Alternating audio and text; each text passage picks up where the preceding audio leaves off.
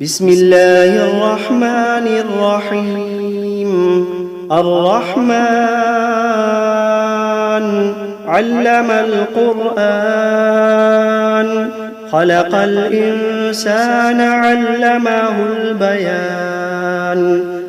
الشمس والقمر بحسبان، والنجم والشجر يسجدان. والسماء رفعها ووضع الميزان، ألا تطغوا في الميزان. وأقيموا الوزن بالقسط ولا تخسروا الميزان. والأرض وضعها للأنام، فيها فاكهة والنخل ذات الأكمام، والحب ذو العصف والريحان. فبأي آلاء ربكما تكذبان؟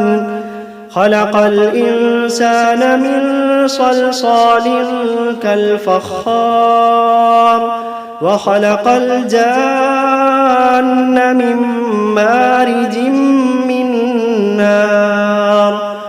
فبأي آلاء ربكما تكذبان؟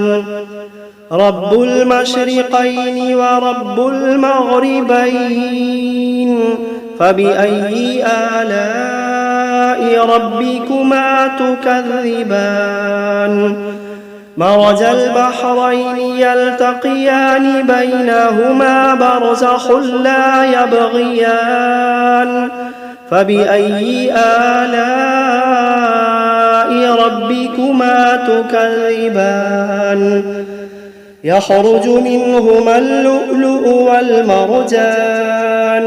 فبأي آلاء ربكما تكذبان؟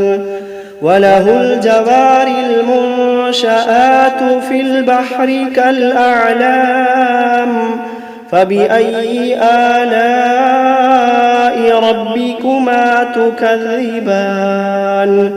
كل من عليها فان، ويبقى وجه ربك ذو الجلال والإكرام. فبأي آلاء ربكما تكذبان؟ يسأله من في السماوات والأرض كل يوم هو في شأن. فبأي آلاء ربكما تكذبان؟ سنفرغ لكم أيها الثقلان. فبأي آلاء ربكما تكذبان؟ يا معشر الجن والإنس إن استطعتم أن تنفذوا من أقطار السماوات والأرض فانفذوا، لا تنفذون إلا بسلطان. فبأي آلاء ربكما تكذبان؟ يرسل عليكما شواظ من نار ونحاس فلا تنتصران. فبأي آلاء ربكما تكذبان؟ فإذا انشقت السماء فكانت وردة كالدهان. فبأي آلاء ربكما تكذبان؟ فيومئذ لا يسأل عن ذنبه إنس ولا جان. فبأي آلاء ربكما تكذبان؟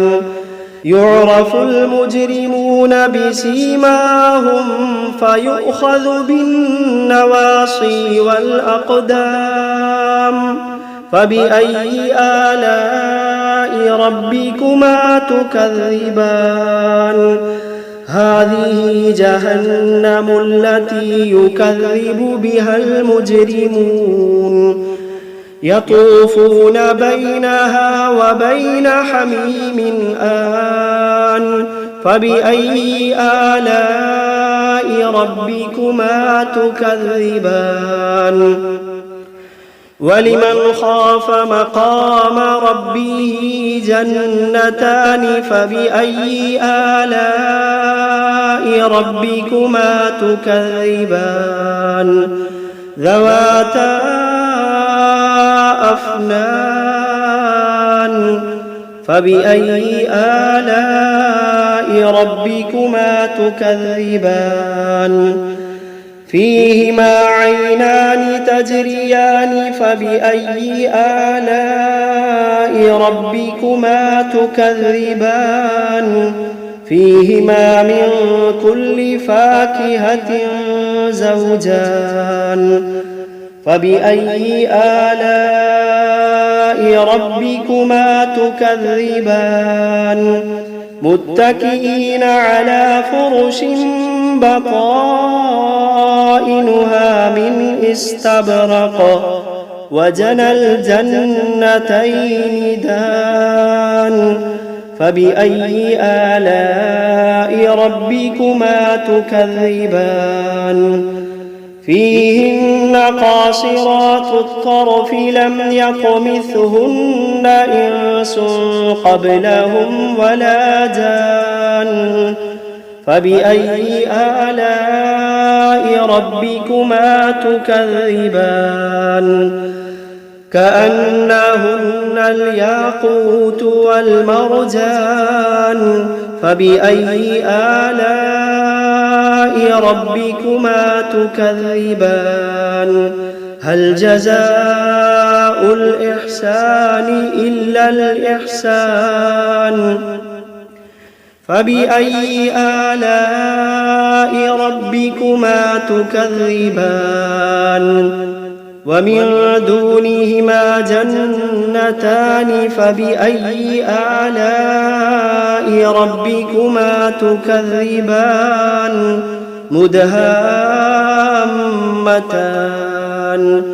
فبأي آلاء ربكما تكذبان فيهما عينان نضاختان فبأي آلاء ربكما تكذبان فيهما فاكهة ونخل ورمان فبأي آلاء ربكما تكذبان فيهن خيرات حسان فبأي آلاء ربكما تكذبان حور مقصورات في الخيام فبأي آلاء ربكما تكذبان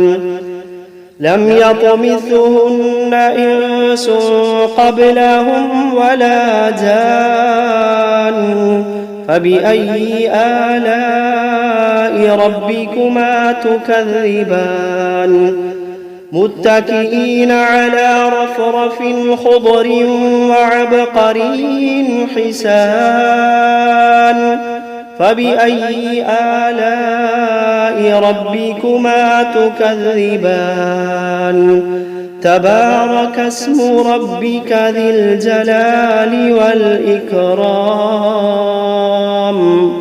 بسم الله الرحمن الرحيم تبارك الذي بيده الملك وهو على كل شيء قدير الذي خلق الموت والحياة ليبلوكم أيكم أحسن عملا وهو العزيز الغفور الذي خلق 7 سماوات طباقا ما ترى في خلق الرحمن من تفاوت فارجع البصر هل ترى من فطور ثم ارجع البصر كرتين ينقلب إليك البصر خاسئا وهو حسير ولقد زينا السماء الدنيا بمصابيح وجعلناها رجوما للشياطين وأعتدنا لهم عذاب السعير وللذين كفروا بربهم عذاب جهنم وبئس المصير إذا ألقوا فيها سمعوا لها شهيقا وهي تفور تكاد تميز من الغيظ كلما ألقي فيها فوج سألهم خزنتها ألم يأتكم نذير قالوا بلى قد جاءنا نذير فكذبنا وقلنا ما نزل الله من شيء إن أنتم إلا في ضلال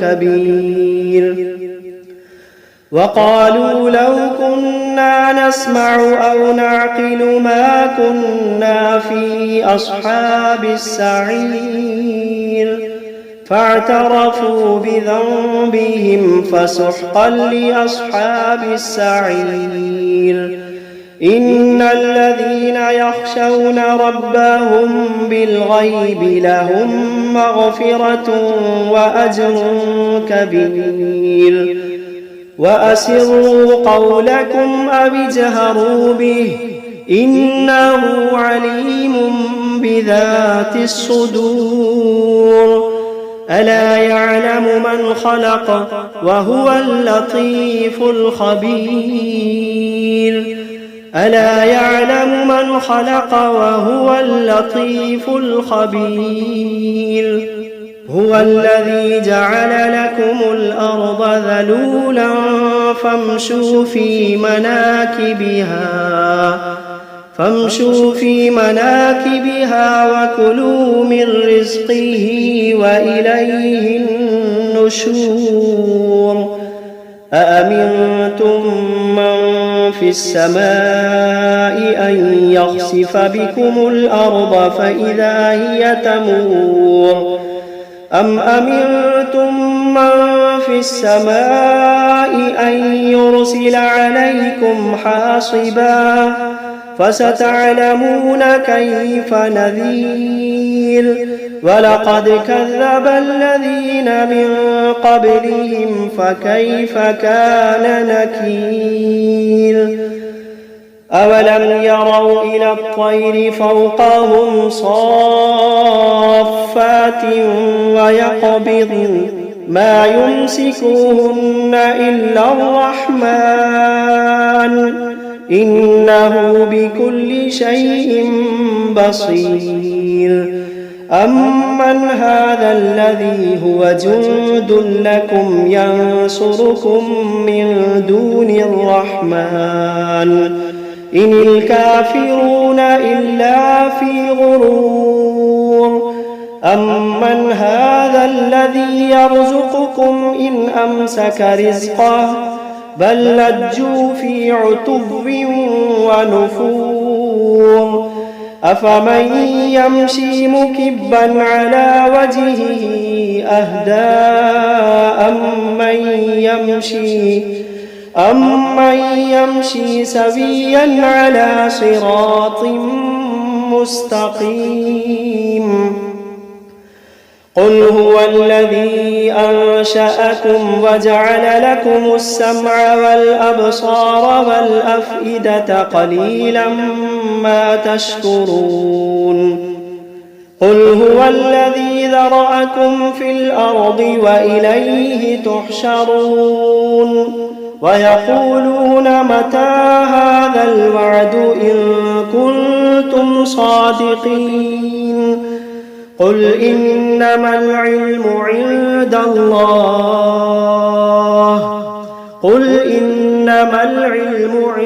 الله وإنما أنا نذير مبين فلما رأوه زلفة سيئت وجوه الذين كفروا وقيل هذا الذي كنتم به تدعون قل أرأيتم إن أهلكني الله ومن معي أو رحمنا فمن يجير الكافرين من عذاب أليم قل هو الرحمن آمنا به وعليه توكلنا فستعلمون من هو في ضلال مبين قل أرأيتم إن أصبح ماؤكم غورا فمن يأتيكم بماء معين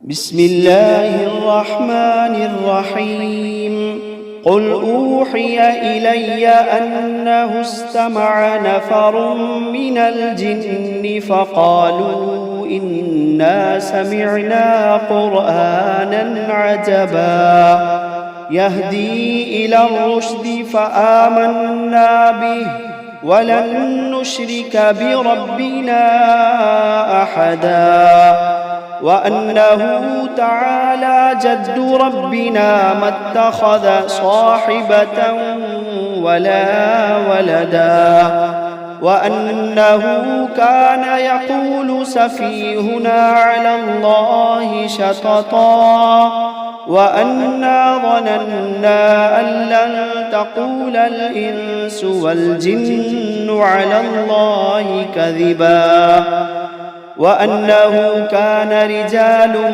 من الإنس يعوذون برجال من الجن فزادوهم رهقا وأنهم ظنوا كما ظننتم أن لن يبعث الله أحدا وأنا لمسنا السماء فوجدناها ملئت حرسا شديدا وشهبا وأنا كنا نقعد منها مقاعد للسمع فمن يستمع الآن يجد له شهابا رصدا وأنا لا ندري أشر أريد بمن في الأرض أم أراد بهم ربهم رشدا وأنا منا الصالحون ومنا دون ذلك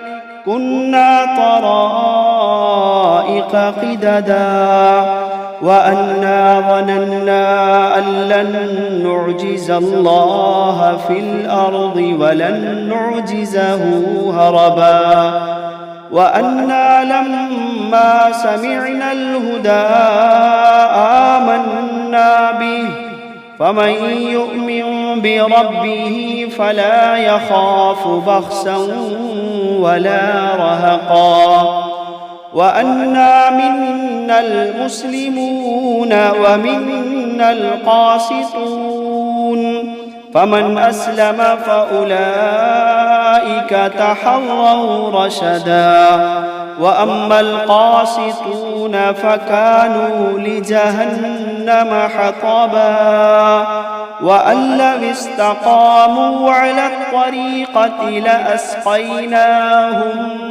ماء غدقا لنفتنهم فيه ومن يعرض عن ذكر ربه يسلكه عذابا صعدا وأن المساجد لله فلا تدعوا مع الله أحدا وأنه لما قام عبد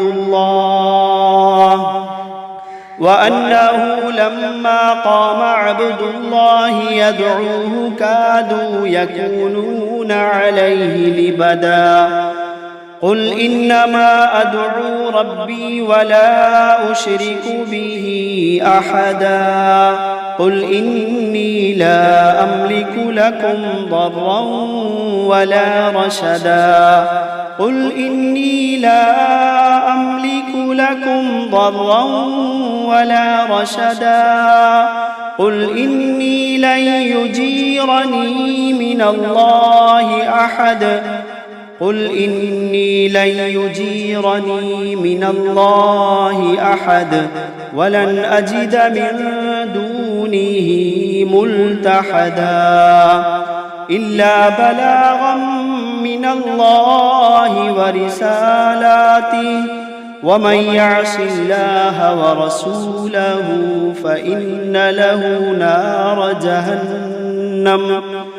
ومن يعص الله ورسوله فإن له نار جهنم خالدين فيها أبدا حتى إذا رأوا ما يوعدون فسيعلمون من أضعف ناصرا وأقل عددا قل إن أدري أقريب ما توعدون أم يجعل له ربي أمدا عالم الغيب فلا يظهر على غيبه أحدا إلا من ارتضى من رسول فإنه يسلك من بين يديه ومن خلفه رصدا ليعلم أن قد أبلغوا رسالات ربهم وأحاط